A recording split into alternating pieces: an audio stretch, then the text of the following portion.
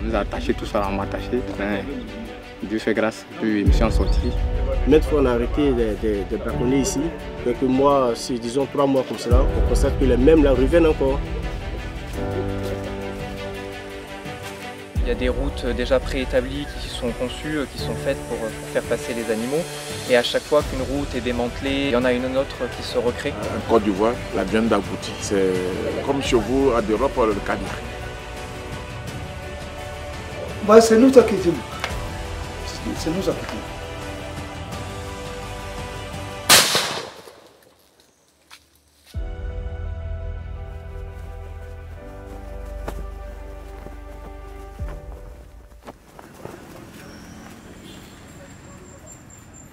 Combien d'agoutis qui partent par jour?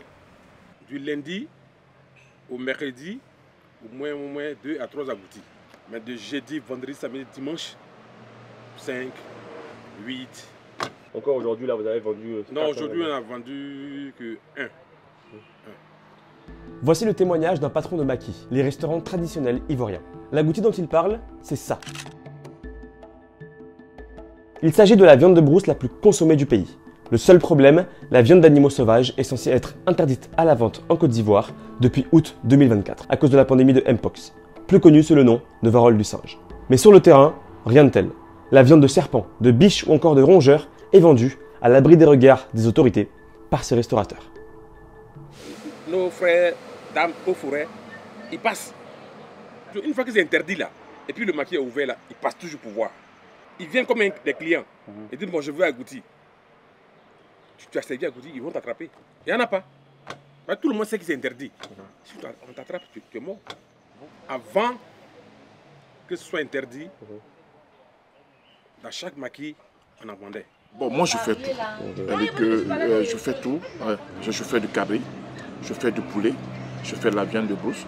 Les chasseurs viennent vers moi, ils ont de la viande de brousse parce que je peux en payer. J'ai un besoin, puis je prends. Oui, c'est ce que les clients préfèrent. Oui, les clients préfèrent parce qu'en Côte d'Ivoire, la viande d'agouti, c'est comme chez vous en Europe, le caviar. Dès que j'aborde le sujet de la varole du singe, le propriétaire du maquis devient plus méfiant. Il prétend ne pas avoir entendu parler de contagion en Côte d'Ivoire. Sur les interdictions en vigueur, son discours est contradictoire. Quand il n'y a pas de sanction dessus, quand il n'y a pas de problème dessus, quand les chasseurs viennent, si même ils ont 20, je paye. S'ils ont 30, je paye. Mais avec ce truc-là, je dis au cuisinier de ne pas prendre. Mais comme nous ne prenons pas la viande de brousse en grande quantité, donc nous, il n'y a pas de problème. Nous faisons seulement que sur commande. Excuse-moi. Oui, allô? À ce moment, il me dit hors caméra que c'est un chasseur qui vient de l'appeler. Il est venu lui livrer de l'agouti. Bien loin de ce qu'il m'affirmait quelques minutes auparavant, il m'autorise à filmer le futur plat de ses clients.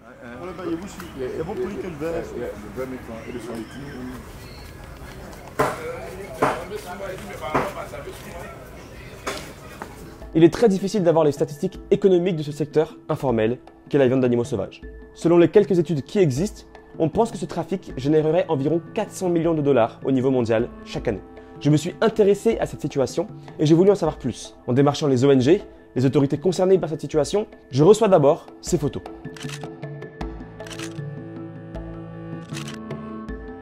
Bien que n'ayant plus d'appétit, je suis rassuré. Oui, ça existe encore et le gouvernement combat ce phénomène. Du moins, il essaye. Mais il me manquait encore une affirmation pour être sûr que ce n'était pas un cas isolé. Un jour, je suis au téléphone avec une ONG opérant sur place et j'entends ce qui va me faire tiquer.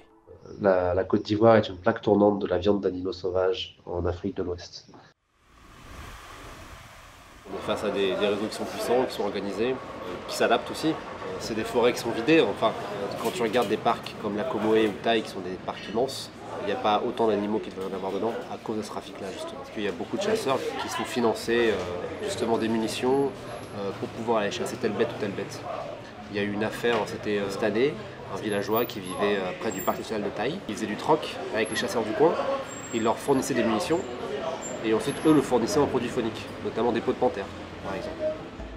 60% des maladies infectieuses émergentes sont des zoonoses, c'est-à-dire qu'elles sont transmises à l'homme par l'animal. Parmi les cas connus, il y a par exemple Ebola, la Covid ou encore la varole du singe. Et c'est là que réside la principale raison de l'éveil des autorités pour combattre la consommation de viande de brousse. Marqué par la pandémie de la Covid-19, il fallait que les mesures sanitaires soient respectées et vite, afin de ne pas avoir à revivre le même scénario de 2021. En décembre, la Côte d'Ivoire comptait déjà 107 contaminations, dont 1 millier de cas contacts. L'Institut national d'hygiène publique, INHP, qui est basé à Abidjan, a tenté de sensibiliser les populations ivoiriennes sur ces enjeux. Parmi les cas qui ont fait le Mpox, on a pu établir le lien formel que certains ont consommé de la viande de brousse, notamment des rongeurs. Pour éviter que des gens puissent donc manipuler le gibier, on a pris simplement la décision de dire de ne pas manger la viande de brousse. Si on ne mange pas de viande de brousse, c'est sûr qu'on ne va pas le tuer et puis le manipuler. Les premiers cas de Mpox, la variole du singe, sont survenus au début du mois de juillet. C'est maintenant que beaucoup de gens ont commencé à savoir l'existence de cette maladie. La chasse est répandue en Côte d'Ivoire. Malgré l'interdiction gouvernementale, les chasseurs continuent leur battue. Parce que pour certains, la viande de brousse représente leur unique source de revenus. D'autres bravent l'interdit jusque dans les forêts protégées, comme Kobijan, que l'on retrouve en lisière du parc national de la Maraoué, à proximité de la ville de Boisflé. Un fixeur ivoirien l'a suivi pendant une journée de chasse. Là, Agouti passe là. Donc, il doit placer pied ici. Pour que mon retour du champ, c'était en avoir un Agouti quand même. Ici, il y a un peu de forêt. Tout est champ de cacao. Ici, souvent, on vient chercher un peu de quoi à manger ici. Comme j'en viens de brousse. Bon, derrière, après ça, là, derrière, là-bas, il n'y a plus de forêt. Donc, c'est ici, on vient, c'est que tu puisses avoir Agouti ou soit rat, ou bien rat parmi, c'est un truc comme ça. Que tu allais dans la maison, ils vont faire sauce avec ça. En pleine journée et sans inquiétude, Kobijan est plus que serein pendant sa chasse. À tel point qu'il croise un ami à lui dans une plantation de palmes, qui était lui aussi en pleine battue. Ils affirment que s'ils chassent ici, c'est par dépit. Les forêts se font de plus en plus rares. Aujourd'hui, il n'y a plus de forêt encore. Tout coin est devenu plantation de café, cacao. Il n'y a plus de forêt. Depuis à 5 heures aussi, il est en brousse. Il a tourné tout partout, il n'a rien vu. Tous les animaux sont arrivés très loin. Alors, comment faire? Bon, faut regarder. On a 2 fusils. Depuis le matin, voici nous, il n'y a rien dans nos mains. On a bras ouverts. Nous n'avons pas gagné, même souris, même, on n'en a pas. On ne sait même pas ce soir-là, comment on va faire en nourrir la famille. On n'a plus rien. Les pièges n'ont rien pris. Bon, les pièges n'ont rien pris. Comme je vais demain dans d'autres forêts encore pour aller chercher une place là pour que je m'installe, je vais avec ça à la maison. Ok. La chasse n'était pas très fructueuse, jusqu'à ce qu'à un moment, le calao tombe net de sa branche, mort sur le coup. Il le troquera le jour même contre un paquet de cigarettes à un féticheur. Rien qui lui permettra de nourrir sa famille. Je vois que c'est pas aussi mal, hein. Voilà. Tout ce que Dieu fait est bon, hein. Bon, c'est pas aussi mal.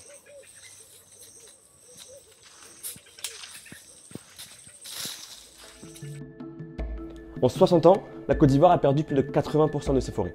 Les populations animales ont été durablement touchées par ce phénomène. L'emblème national, l'éléphant, est passé de 1100 individus en 1990 à moins de 300 aujourd'hui. Les singes et chimpanzés ont quant à eux vu leur population décliner de 90% à cause du braconnage et de la déforestation. Depuis 2017, l'ONG Acacia garde espoir et tente d'inverser la tendance. Elle a fait du combat contre le trafic et le braconnage de primates son cheval de bataille. Sarah Crawford nous a ouvert les portes d'un de leurs campements qui se situe à plus de 2 heures d'Abidjan. Travailler parce qu'il faut qu'il y ait des places. En fait, la chasse aux chimpanzés n'est pas dans un but économique, c'est-à-dire les gens meurent de faim, faut qu'ils mangent. C'est hyper dangereux, il faut être super bien armé, il faut être nombreux.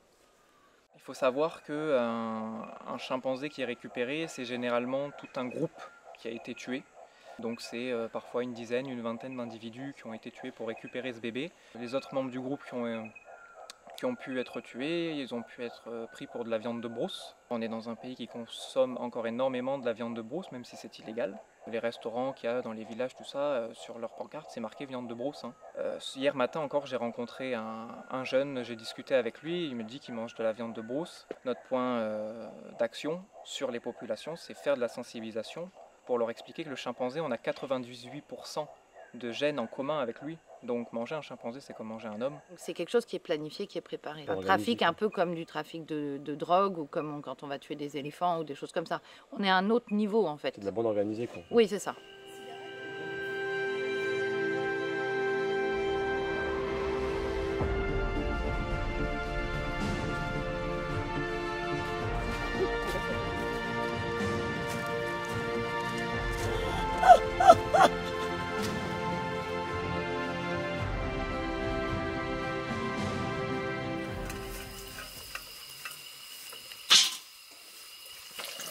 Au mode travail là. Tu m'as dit que c'est Zach qui devait me donner les 1000 francs. On vit là. Les soigneurs ils vont en repos une semaine, toutes les 4 semaines. Mais sinon on travaille tous les jours et on vit ici. Voilà.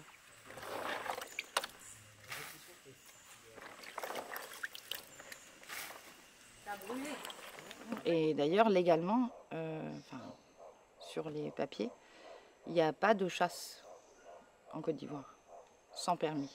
Malheureusement, le manque de moyens humains, financiers, fait qu'elle est peu appliquée. Malgré les efforts qui sont faits, c'est vrai qu'il reste encore beaucoup de problèmes de chasse illégale et beaucoup de déforestation. Il y a des braconniers aussi qui ont compris que c'était pas bien de chercher ces animaux-là. Donc il y en a qui ont arrêté.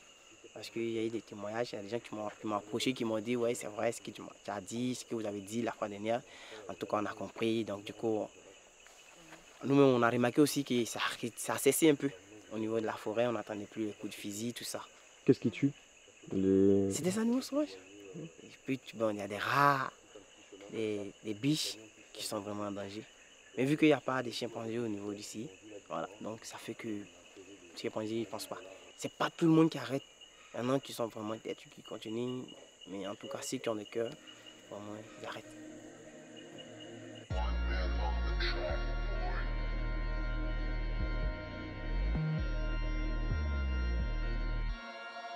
La Côte d'Ivoire est une terre ancestrale.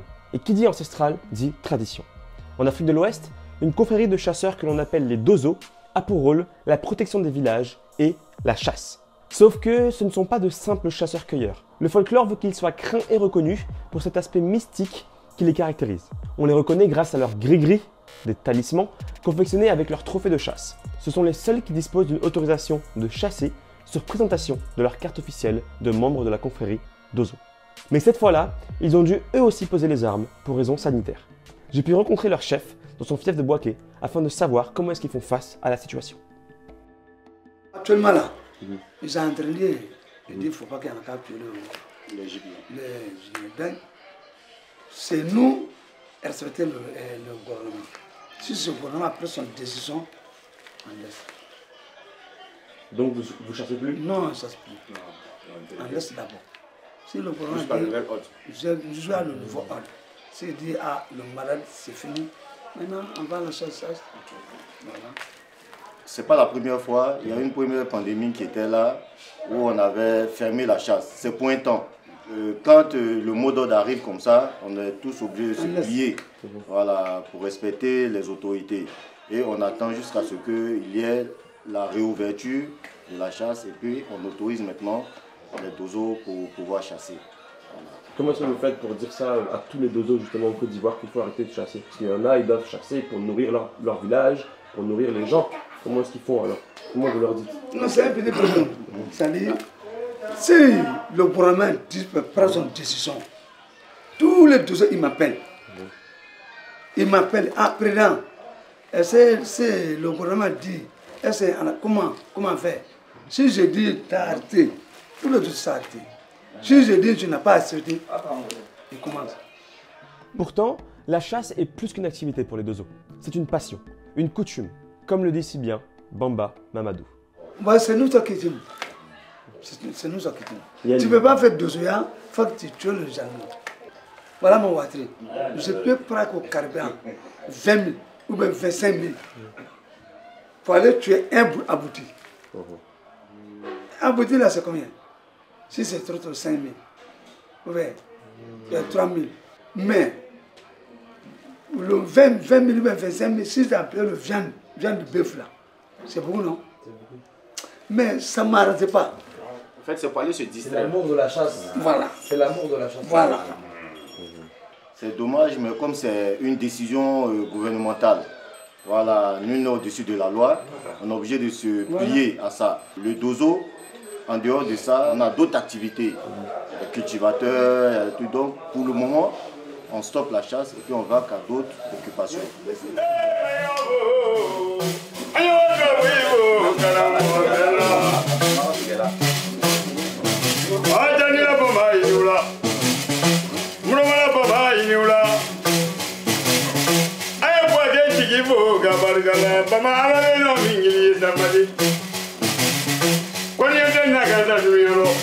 Outre les histoires paranormales qu'ils véhiculent, les dozos sont aussi connus pour le rôle important qu'ils ont joué pendant la crise politico-militaire ivoirienne.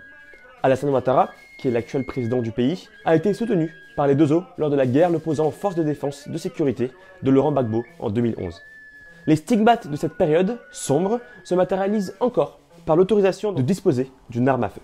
Une autorisation qui peut parfois pousser à des abus de pouvoir et les sépare à des situations qui salissent l'image de cette confrérie, comme nous le prouve ce témoignage de Rangers que nous avons réalisé à quelques kilomètres de la ville de Bouaké. Ici, une réserve naturelle abrite de nombreuses espèces animales et la cible d'attaques armées depuis des mois. Les Rangers, qui tentent de défendre leurs bêtes face aux braconniers, ne dorment plus la nuit, tellement le bruit des balles est fréquent. L'un d'entre eux a même été kidnappé et ligoté. Pour eux, il n'y a pas de doute, les coupables sont bel et bien les dozos.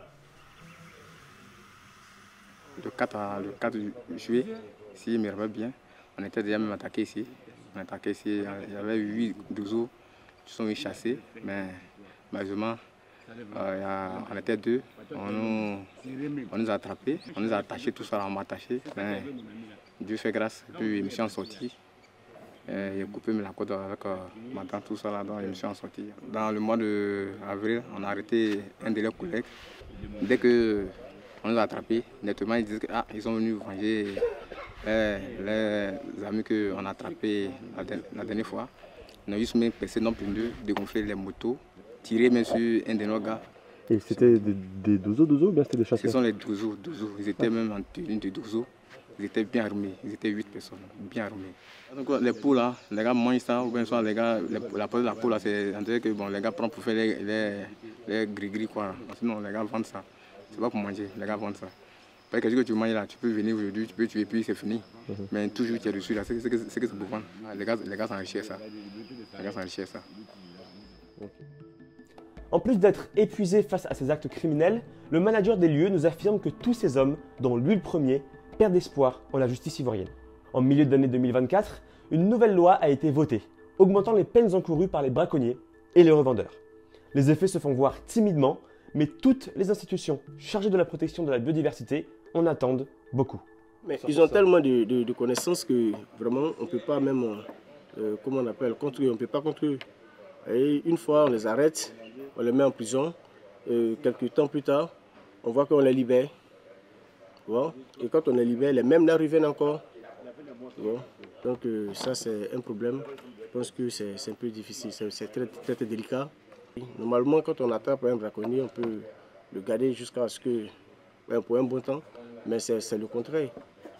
C'est le contraire. De 1 mois et puis on les relâche là. Vraiment ça c'est pas une punition ça. Alors, il faut mettre 1 an, 2 ans, 3 ans comme ça. Là, ils savent qu'ils ne vont plus venir ici, ils vont arrêter de venir ici. Je pense qu'avec l'aide des eaux forêts et avec l'OIPN, je pense que ça va maintenant. Maintenant ça va mieux à ce moment. Il y a moins d'attaques que... Il y a moins d'attaques, oui, ça va. Comme je l'ai évoqué au début du reportage, les autorités ivoiriennes redoublent d'efforts pour contrer le braconnage. Le ministère des Eaux et Forêts, chargé de la protection de la biodiversité et des parcs naturels, multiplie les actions en collaboration avec le ministère de l'Environnement. Nous avons pu rencontrer le général Adama Tondosama, directeur général de l'Office ivoirien des parcs et des réserves. Il faut d'abord signaler qu'aujourd'hui en Côte d'Ivoire, en termes de préservation de la biodiversité, l'essentiel de la biodiversité se trouve dans les parcs nationaux. Donc aujourd'hui, il y a beaucoup de stratégies qui sont développées par ces personnes-là pour aller à l'intérieur des parcs nationaux, pour aller récolter de la viande de brousse. C'est pour cela que nous, en tant que gestionnaires de ces espaces, nous développons des stratégies pour les empêcher de faire cela. Vous savez, la plupart de ces personnes qui vont braconner, qui vont chercher des ressources naturelles à l'intérieur des parcs nationaux, c'est pour répondre à leurs besoins vitaux. Il y a 10 ans, c'était le braconnage qui était le fléau au niveau des parcs nationaux. Aujourd'hui, ce n'est plus le cas, c'est plutôt l'orpaillage clandestin. Mais derrière l'orpaillage clandestin, il y a toujours le braconnage qui se greffe. Il y a une dizaine d'années, le deuxième plus grand parc national ivoirien était le plus touché par le braconnage. Abritant des espèces menacées comme le chimpanzé ou le pangolin, le gouvernement a souhaité défendre ce patrimoine. Aujourd'hui, le parc national de Taï est le parc le mieux gardé de Côte d'Ivoire. Et le braconnage y a été drastiquement réduit. La campagne de suivi écologique qui a été réalisée en 2022 montre qu'il y a une tendance à la hausse de l'effectif des céphalophes par rapport à 2020. Or, c'est les espèces les plus braconnées. Quand on prend également les singes à queue, il y a une tendance à la stabilité. Le braconnage ne va pas jamais finir, parce que comme je l'ai dit tantôt, il n'y a plus de forêt. C'est là seulement qu'il reste la forêt, où il peut y avoir du gibier, donc on va toujours avoir du braconnage. Mais aujourd'hui, le braconnage professionnel a presque disparu. Parce qu'avec notre stratégie de surveillance, on va les chercher là où ils sont. Avant, ils partaient s'installer plein cœur du parc. Maintenant, on va là où ils sont. Donc maintenant, on a affaire à des braconniers de subsistance. Quelqu'un qui vient, qui tue un animal, qui ressort. Et là, lutter contre ces gens-là, c'est beaucoup difficile. Le colonel Diarra-Souba met en cause les personnalités haut placées de la société ivoirienne, qui seraient elles-mêmes consommatrices de ces mets-là. Pour le colonel du parc de Taï, si ce commerce perdure, c'est à cause de cette demande constante. Mais il soutient le fait que la demande de viande de brousse est telle en Côte d'Ivoire qu'elle ne pourrait pas servir un marché international. Une information contredite par l'ONG Eagle. Il y a le trafic d'ivoire, qui est un trafic très ancien avec des réseaux qui existent depuis des dizaines d'années, qui continuent d'opérer. Même s'il n'y a plus beaucoup d'éléphants en Côte d'Ivoire, c'est des réseaux qui ont la capacité d'importer des ivoires depuis l'Afrique centrale pour le réexporter ensuite vers l'Asie ou d'autres endroits du monde, à l'international on va dire. Donc ça, c'est des trafics qui existent toujours, qui sont faits par des gens qui ont la capacité logistique, financière de pouvoir obtenir des centaines de kilos d'ivoire dans d'autres pays et l'amener ici. C'est des gens souvent qui ont des couvertures légales, donc qui sont souvent des hommes d'affaires et qui font dans l'import-export par exemple, et qui après vont avoir la capacité de bouger ces marchandises-là à l'international. Dans ce genre de sujet controversé, on en vient toujours à la même finalité. Si l'État n'arrive pas totalement à endiguer le phénomène et que le trafic de viande de brousse est toujours alimenté, c'est à cause de l'argent. Et les autorités ivoiriennes le crient haut et fort. Il manque de moyens. Pour le parc national de la Côte, vous savez, c'est 1 million d'hectares. C'est un parc de savane. Donc on ne dispose que de 100 agents. 100 agents pour couvrir 1 million d'hectares, ce n'est pas évident. On n'a pas suffisamment de ressources, on est obligé de faire avec ce qu'on a. La ville de Taï n'est pas accessible. C'est une voie nationale. Les voies d'accès au niveau de Taï sont très dégradées. Et nous n'avons pas suffisamment de véhicules. Les seuls véhicules qui sont là sont surexploités. Pour les 50 agents de surveillance, ils n'ont que 2 véhicules. Ça fait qu'un véhicule qui a une durée de vie qui 7 ans peut-être, nous, à 1 an et demi, 2 ans, nous, on l'a complètement bousillé, quoi. Si on veut préserver ces véhicules, on n'atteint pas nos objectifs de gestion.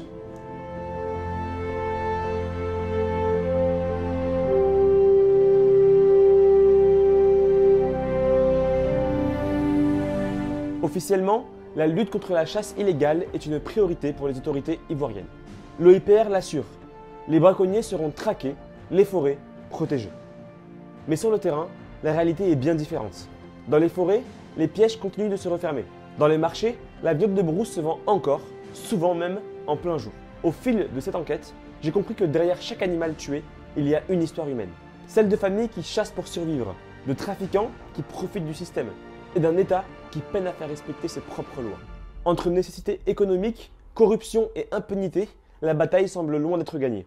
En Côte d'Ivoire, protéger la faune, ce n'est pas seulement sauver des espèces, c'est préserver un équilibre, une mémoire, voire même une fierté nationale. Et alors que les élections ivoiriennes viennent d'élire à nouveau le président Alassane Ouattara, la question que je me pose est la suivante. Qui aura le courage de combattre ce trafic jusqu'au bout ?